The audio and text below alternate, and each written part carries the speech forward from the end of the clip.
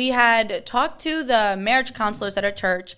We said, hey, we feel led to get married soon. I told you guys he asked me out in March, okay?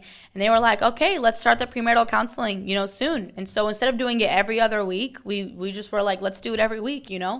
And when we started, people might do it different, but I would say we already knew we were called to be together. We didn't doubt for a second that we were not called to be together, right? We just were like, what does marriage even look like? What are the things that we need to talk about now?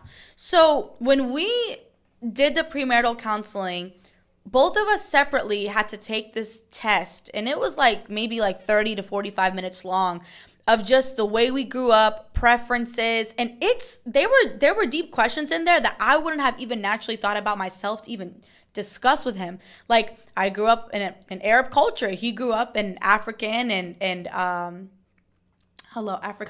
Caribbean culture. So I didn't just forget it. I just was like, what's the word? He's from Trinidad too. But he grew up in that culture. So it's like that does have a role, right? Because when we, have kids or when we talk to each other, I already talk loud. He talks loud. We're not yelling at each other. We just both talk loud, Imagine I didn't grow up in an Arab culture and I'm so soft-spoken, but he's talking loud and I'm like, is he yelling at me? But it's little things like this that actually play a very big role.